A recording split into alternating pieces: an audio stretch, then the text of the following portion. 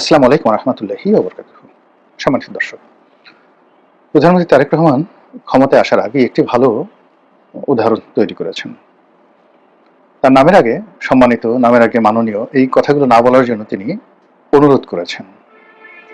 এবং সেই অর্থে এই যে এখন তিনি যে প্রধানমন্ত্রী হলেন, এই প্রধানমন্ত্রীর পদটি পশ্চিমা দুনিয়াতে যারা ব্যবহার করেন বা যারা প্রধানমন্ত্রী নির্বাচিত হন ইউরোপ আমেরিকাতে বা প্রেসিডেন্ট নির্বাচিত হন, তো সেখানে কেউ হয়তো ভদ্রতা করে মিস্টার প্রেসিডেন্ট বলেন, কিন্তু বেশিরভাগ ক্ষেত্রেই প্রেসিডেন্ট বা প্রেসিডেন্ট ট্রাম্প এরকম কথাবার্তা, বা প্রাইম মিনিস্টার মোদি, ঠিক জাস্ট এরকম প্রাইম মিনিস্টার মোদি, কিন্তু অনারেবল প্রাইম মিনিস্টার মোদি বা সম্মানিত প্রাইম মিনিস্টার মোদি বা মোদিজি, এরকম কথাবার্তা, তেল মারা কথাবার্তা গণতান্ত্রিক বিশ্বে নেই। তো সেক্ষেত্রে জনাব তারেক রহমান সাহেব তিনি বাংলাদেশের প্রধানমন্ত্রী হয়ে পশ্চিমা ধাঁচের বা গণতান্ত্রিক রাষ্ট্রের যে কৃষ্টি এবং কালচার, সেই কৃষ্টি এবং কালচারটি যদি তার নিজের জন্য প্রযোজ্য করেন, তাহলে পুরো কোর্স অফ অ্যাকশন এটি পরিবর্তন হয়ে যাবে। আমাদের দেশে যেমন একজন ডিসি সাহেব, তাকে ডিসি মহোদয় বলতে হবে, টিওনো সাহেবকে ইওনো বা টিওনো মহোদয় বলতে হবে, আইজি মহোদয়, সচিব মহোদয়, মন্ত্রী মহোদয়।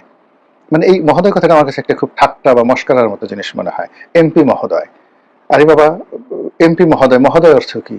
মানে এই যে জিনিসগুলো বাংলাদেশে শুরু হয়েছে তেলবাজির, এই তেলবাজির জায়গাটিকে তারেক রহমান সাহেব প্রাথমিকভাবে যে আঘাত করেছেন, তাকে ধন্যবাদ।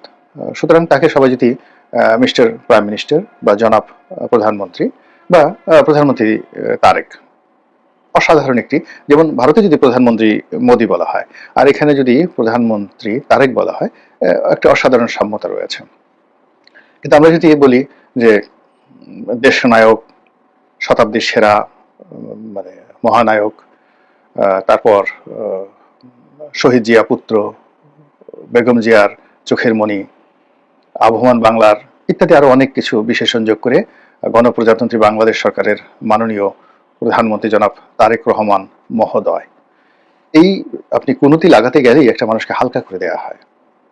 তো সেই স্বাভাবিকভাবেই আমি বলছি জনাব প্রধানমন্ত্রী মানে মিস্টার প্রাইম মিনিস্টার, এটা উদ্বোধন মানে বা সম্বোধন অনেকে করেছেন কিনা জানি না, বাট আমি প্রথম তাকে নিয়ে একটা ভিডিও করলাম। তো তাকে এই ভিডিও করার উদ্দেশ্য হলো তার জন্য একটি সতর্কবার্তা। প্রথম সতর্কবার্তা হলো, তিনি যদি মনে করেন যে তার কোনো কর্মের কারণে তিনি বাংলাদেশে ফিরে এসেছেন, রং।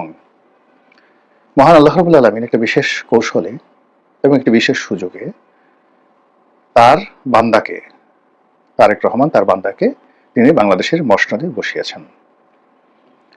এই প্রথম জিনিসটি তাকে অনুধাবন করতে হবে যে আমি আল্লাহর রহমত এবং বরকতে এখানে বসেছি, যেটা ডিসেম্বর মাসের 25 তারিখে তিনি যে এলেন, 24 তারিখ পর্যন্ত তিনি ভাবতে পারেননি। আর যেদিন প্রধানমন্ত্রী হিসেবে শপথ নিলেন তার আগের দিন পর্যন্ত তার মনের মধ্যে একটা দোদুল্যমানতা ছিল। ইন জেনারেল এই পৃথিবীর দুটো ঘটনা ঘটে। একটি হলো তুমুল প্রতিযোগিতার মাধ্যমে এবং কর্মের মাধ্যমে মানুষ একটা বিষয় অর্জন করে, এবং আল্লাহ এটা পছন্দ করেন যে মানুষ শ্রম করে, মেধা করে, কৌশল খাটিয়ে, বুদ্ধি খাটিয়ে এই জমিন থেকে তার প্রাপ্য নিয়ামত সে অর্জন করুক। এটা আল্লাহর সবচেয়ে পছন্দ। 2 নম্বর হলো যে কিছু মানুষ ছলচাতুরি করে, অন্যকে ঠকায়। যেমন ধরুন আমাদের 14 সনে, 18 সনে, 24 সনে আমরা ঠকেছি জাতীয় নির্বাচনের ক্ষেত্রে, এরকম ঘটনা ঘটে। এটা আল্লাহ খুবই অপছন্দ করেন, এবং যারা এই ধরনের কর্মকাণ্ড করেন, লোক ঠকান রাজনীতির ক্ষেত্রে, তাদের অবস্থা কি হয়। 3 নম্বর হলো যে ক্ষমতায় আসে হত্যাকাণ্ডের মাধ্যমে, অন্যকে হত্যা করে তারপরে ক্ষমতায় আসে। এটা প্রাচীন পদ্ধতি, এবং এই পদ্ধতি যারাই ক্ষমতায় আসেন তারা নির্বংশ হয়ে যান। পৃথিবীতে তাদের কোনো বংশ থাকে না। কোনো হত্যাকাণ্ডের মাধ্যমে রাষ্ট্র ক্ষমতা দখল করলে তারা নির্বংশ হয়ে যান। অতীতে যারাই কাজ করেছে, আপনি এখন কোথাও খুঁজে হিটলারের বংশধর পাবেন না, কোথাও চেঙ্গিস খানের বংশধর পাবেন না, হালাকু খানের বংশধর পাবেন না। এগুলো ইতিহাস। আলাউদ্দিন খিলজির কোনো বংশধর আপনি পাবেন না এখন, যারাই খুন করে। মীর জাফরের কোনো বংশধর পাবেন না, মিরনের কোনো বংশধর পাবেন না। অনেকে বলে মীর জাফরের আত্মীয় মুর্শিদাবাদে আছে, কিন্তু নট লাইক দ্যাট, ওরকম না। তো যেটা বলছিলাম যে ক্ষমতা আসার, হত্যাকাণ্ডের পর ক্ষমতায় আসে। আরেকটা হলো একটা বিশেষ দৈব পাক সৃষ্টি হয়, ঘূর্ণিপাক সৃষ্টি হয়। সেই ঘূর্ণিপাকে কখনো কখনো কারো ক্ষমতায় আসাটা অনিবার্য হয়ে পড়ে। যেমন শহীদ প্রেসিডেন্ট জিয়াউর রহমান ক্ষমতায় এসেছিলেন, এটি তার জন্য অনিবার্য ছিল। কিন্তু বঙ্গবন্ধু যে ক্ষমতায় এসেছিলেন, এটি তার কর্মের ফল ছিল।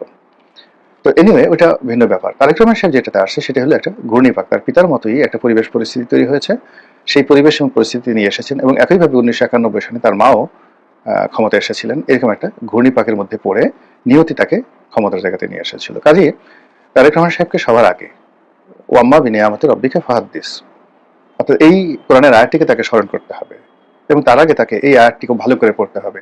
আলাম ইয়াজিদ কাতিমান ফাওয়া ওয়া জাদাকা দল্লান ফাহাদা ওয়া জাদাকা দল্লান ফাহাদা। এই যে ওয়া জাদাকা দল্লান ফাহাদা, এই আয়াতগুলোর তাফসীরটাকে স্মরণ করতে হবে। তারপর আল্লাহ যেটা বলছেন যে ওয়াম্মা বিনিয়ামত রব্বিকা ফাহাদ্দিস, আপনার প্রতি যে নিয়ামত দেওয়া হয়েছে আল্লাহ রাসূলকে উদ্দেশ্য করে, সেই নিয়ামতের শুকরগুজার করুন। এই বিষয়গুলো তিনি যদি ডিভ্যালুয়েট করেন এবং কখনো ভুলে যান, তার সকল নিয়ামত তার জন্য বুমেরাং হয়ে পড়বে। কথাগুলো বললাম এই কারণে যে তিনি যে বিশেষ কৌশল, যে বিশেষ পরিস্থিতি এবং বিশেষ ঘূর্ণিপাকের মাধ্যমে ক্ষমতায় আসছেন, সেগুলোর মধ্যে লন্ডন বৈঠকটি ছিল তার জীবনের সবচেয়ে তাৎপর্যপূর্ণ একটি ঘটনা এবং এই ঘটনার জন্য তিনি নিজেও প্রস্তুত ছিলেন না। সারা বাংলাদেশের রাজনীতিতে ডক্টর মোহাম্মদ ইউনূস অসহায় হয়ে পড়েছিলেন। তিনি কাউকে বিশ্বাস করতে পারছিলেন না, মনের কথা কাউকে বলতে পারছিলেন না, তার হুকুম মান্য করার মতো কেউ ছিল না। যে যার মতো করে মপ করেছে, যে যার মতো করে যার যার বিভাগ অনুবিভাগ চালিয়েছে এবং যে যার মতো করে এই ভদ্রলোকের সর্বনাশ ঘটিয়েছে, অপদস্থ করেছে। তিনি যে সাধ্য তেঁতুলের বেশি ছিলেন, নট লাইক দ্যাট। কিন্তু আবার তার সঙ্গে যে সবাই ভালো আচরণ করেছে, সবাই সহযোগিতা করেছে আর তিনি একা সবাইকে বার দিয়েছেন, not like that.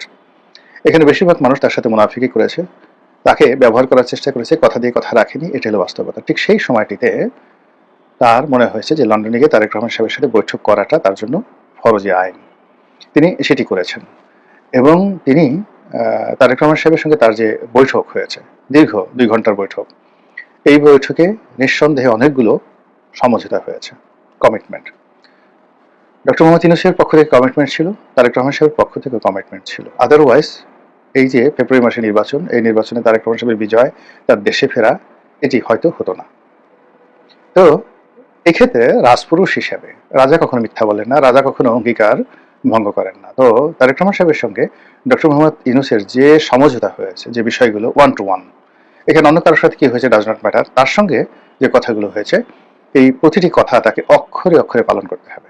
What ever maybe, I don't know, আমি কিচ্ছু জানি না, কিন্তু আমি এটা নিশ্চিত জানি, মানে আমি কিচ্ছু জানি না কি কি কথা হয়েছে, কিন্তু আমি এটা নিশ্চিত জানি এবং বলতে পারি যে তাদের মধ্যে একটা সমঝোতা হয়েছে। এখন এই সমঝোতার যে শর্তগুলো, প্রাথমিক শর্ত ডক্টর মোহাম্মদ ইউনূস পালন করেছেন।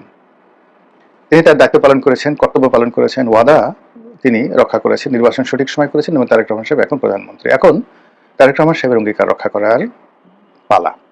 তার সঙ্গে যদি মানে আমি বলবো শুধু এই বয়োবৃদ্ধ 88 বা 90 বছর বয়স্ক ডক্টর মোহাম্মদ ইউনূস নন, অন্য যার যার সঙ্গে তার যে সকল কমিটমেন্ট হয়েছে, প্রতিটি কমিটমেন্ট ওয়াদা তাকে রক্ষা করতে হবে এবং ওয়াদা বরখেলাপ করার সঙ্গে সঙ্গে তার উপর যে বরকত রয়েছে, খোদাই বরকত, আসমানি বরকত, সেই বরকতগুলো নষ্ট হয়ে যাবে।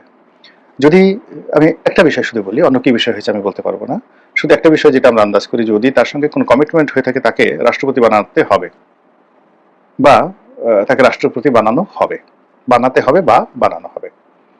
মানে বিএনপি যদি তাকে প্রস্তাব দিয়ে থাকে যে স্যার আপনি এই কাজটি করেন, দেন আপনাকে আমরা রাষ্ট্রপতি হিসেবে রেখে দেব এবং রাষ্ট্রপতির ক্ষমতা বাড়িয়ে দেব, they have to do it, তাকে রাষ্ট্রপতি বানাতে হবে। 2 নম্বর হলো যে এই যে রাষ্ট্রপতি যেহেতু ডক্টর মোহাম্মদ ইউনূস যদি হন, এই জন্য তার ক্ষমতা লাগবে, পাওয়ারের ব্যালেন্স লাগবে, প্রধানমন্ত্রীর ক্ষমতা কার্টেল করতে হবে, রাষ্ট্রপতির ক্ষমতা বাড়তে হবে। এর জন্য জুলাই সনদ এবং সংবিধান সংশোধনে যে শর্তগুলো ছিল সেগুলো জনাব তারেক রহমান সাহেবকে আল্লাহর ওয়াস্তে সেগুলো স্বীকার করতে হবে এবং সেগুলো বাস্তবায়ন করতে হবে। আদারওয়াইজ ওই যে বললাম যে তার উপর থেকে নিয়ামতের যে বরকত, সেই বরকত উঠে যাবে এবং এখানে তারেক রহমান সাহেবের উপর যদি বরকত উঠে যায়, এটি বিএনপির জন্য, রাজনীতির জন্য, গণতন্ত্রের জন্য, এমনকি আওয়ামী লীগের জন্য এটি যে কত বড় ভয়ঙ্কর ক্ষতিকারক বিষয় হবে এটা কল্পনাও করা যায় না।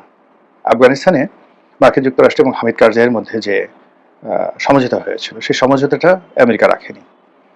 সেই আমেরিকা না রাখার কারণে কত $1 ট্রিলিয়ন তার ক্ষতি হয়েছে এবং কি পরিমাণ তার লস হয়েছে, এটা মানে আমেরিকা এখন হাড়ে হাড়ে টের পাচ্ছে। যার জন্য যার সাথে যে ধরনের কমিটমেন্ট হয় রাজনীতিতে, সেই কমিটমেন্টগুলো যত ক্ষতি হোক, যা কিছু হোক, ওটার উপর তাকে স্থির থাকতে হয়। ওই কমিটমেন্ট রক্ষা করতে গিয়ে যদি তার ক্ষমতা চলে যায়, তবু তিনি শান্তিতে থাকবেন। আর কমিটমেন্ট রক্ষা না করে আপাত দৃষ্টিতে যদি তিনি ক্ষমতায় থাকেনও, কিন্তু ওটা লং রানে সেটি তার জন্য ভালো হবে না। এটা আধ্যাত্মিকতা। এটা প্রকৃতির আইন। এবং যখন এরকম পরিবেশ পরিস্থিতিতে যখন মানুষ আসে, ক্ষমতা আসে, তখন বারবার তাকে আল্লাহর দিকে নজর দিতে হয়। তাকে স্মরণ করতে হবে যে 17টি বছর এই বাংলায় তারেক রহমান সাহেবের নাম উচ্চারণ করার মতো কোনো লোক ছিল না। তিনি যে সকল মন্ত্রী নিয়েছেন, এমপি বানিয়েছেন, একজনও গত 17 মাসে রাস্তায় দাঁড়িয়ে তারেক রহমান সাহেব আমার নেতা এই কথা বলতে পারেননি। কোনো পত্রিকায় তার নামে কেউ কলাম লিখতে পেরেছে গোলাম মোল্লা রনি ছাড়া, সিঙ্গেল দেখাতে পারবেন না। তারেক রহমান সাহেবের নাম উচ্চারণ করে 2010 সন থেকে 24 সন পর্যন্ত বাংলাদেশের পত্র পত্রিকায় পজিটিভ কোনো লেখা কোনো সাংবাদিক লিখেছেন, উপসম্পাদকীয় লিখেছেন, আজকে যারা বড় বড় কথা বলছেন, একজনকে দেখাতে পারবেন না। নয় দিগন্তে খুঁজুন, বাংলাদেশ প্রতিদিন খুঁজুন, শত শত শব্দ পাবেন গোলাম মোল্লা রনি লিখেছে। এবং এই গোলাম মোল্লা রনি লিখেছে তখনই আমার সাথে ওনার প্রথম 2019 সনে কথা হয়। আমি বললাম যে এই যে আপনার দলে এসে নির্বাচন করেছি, this is the first and last deal. আপনার দলে কোনো পদ পদবি চাই না এবং আগামীতে আর ইলেকশন করব না। 2019 সনে তাকে কথা বলে দিয়েছি। কাজেই ওনার জন্য আমি যেটা করেছি এটা নিঃস্বার্থভাবে করেছি, এর পেছনে কোনো হেতু ছিল না। কিন্তু যে সমস্ত লোক এখন প্রচন্ডভাবে লাফাচ্ছে, প্রচন্ডভাবে তারেক বন্ধনাতে ব্যস্ত হয়ে পড়েছে, তারা গত 17 বছরে তার এই বাংলাদেশে বসে টুশব্দ করার মতো তার পক্ষে একজন ছিল না। কাজেই তিনি এই স্তুতি বাক্যে কোনো অবস্থাতেই মোহগ্রস্ত হবেন না, নরম হবেন না। তার প্রয়োজনে তিনি মন্ত্রী নিয়োগ দিয়েছেন, আবার তার কথা না শুনে তিনি তাদেরকে বাদ দিয়ে দিবেন, এটার মধ্যেই তার দৃঢ়তা। এখানে এখন তিনি ক্ষমতায় আছেন, ম্যানি অনেকগুলো লোক আপনি পাবেন, বড় রায় বাহাদুর, খান বাহাদুর, এক একজনের মনে হয় যেন জুলিয়াস সিজার, কিন্তু এরা সবাই শেখ হাসিনার জামানাতে কিভাবে গর্তে লুকিয়েছিল সেই কথাটাও তাকে সঙ্গে সঙ্গে স্মরণ করতে হবে। এবং শেখ হাসিনার একটা ভালো গুণাবলী ছিল, তিনি মাঝে মধ্যেই প্রায় বড় বড় মন্ত্রীদেরকে আমি নিজে দেখেছি, তিনি বলতেন, এই বড় বড় কথা বলতেছো, 11 সময় কি করেছো? আরো যারা সিনিয়র, 75-এর 16ই আগস্ট, 15ই আগস্ট তুমি কি করেছো, আপনি কি করেছেন? এখন গাল ঝুলে ঝুলে বড় বড় কথা বলেন, জয় বাংলা, জয় বঙ্গবন্ধু, বঙ্গবন্ধু ইত্যাদি ইত্যাদি। 15ই আগস্ট কোথায় ছিলেন? 21শে আগস্টে কোথায় ছিলেন? 11 সময় কোথায় ছিলেন? আমি যখন জেলে ছিলাম তখন কোথায় ছিলেন? দেখতাম মাথাটা আস্তে করে নোয়ায় রেখেছে। একই অবস্থা যে এখন অনেক দেখবেন যে বড় বড় কথা বলেন, উনি যদি দেখে বলেন যে এত বড় বড় কথা, আমার মা যখন বালির ট্রাকের সামনে একা দাঁড়িয়ে কান্না করেছিলেন, আমার মাকে যখন ঘর থেকে বের করে দেওয়া হয়েছিল, উনি যখন চিৎকার করতে করতে বিএনপির অফিসে এসে সাংবাদিকদের সঙ্গে কান্নাকাটি করে কথা বলেছিলেন, আমার মা যখন বন্দী ছিলেন দীর্ঘদিন বিদ্যুৎ ছাড়া, পানি ছাড়া, কে পানি দিয়েছিল? ওই যে তার বাসার প্রতিবেশী যারা পানি দিত, বিদ্যুৎ দিত, তারেক রহমান সাহেব উচিত তাদেরকে খোঁজ নেওয়া, তাদের বাসায় উপহার পাঠানো। যে তার মাকে ওই আওয়ামী লীগ যখন বিদ্যুৎ কানেকশন বন্ধ করে দিয়েছিল, পানি বন্ধ করে দিয়েছিল, তখন পাশের বাড়ি থেকে যারা পানি দিয়েছিল, বিদ্যুৎ লাইন দিয়েছিল, তাদের প্রতি কৃতজ্ঞতা প্রকাশ করা। আর যারা এই সময়টাতে এসে লম্ফজম্প করছেন, বড় বড় কথা বলছেন, তাদেরকে বলা উচিত তোমরা ওই সময়টাতে কোথায় ছিলে, হোয়াট ইজ ইউর কন্ট্রিবিউশন। তো সেই ক্ষেত্রে তার এই যে নিয়ামত, এই নিয়ামতটা স্মরণ করে তিনি তার কমিটমেন্টগুলো যদি রক্ষা করেন, তার কাজে বরকত হবে বলে আমি মনে করি। মহান আল্লাহ আমাদের সবাইকে হেদায়েত দান করুন এবং হেফাজত করুন। আসসালামু আলাইকুম ওয়া রাহমাতুল্লাহি ওয়া বারাকাতুহু।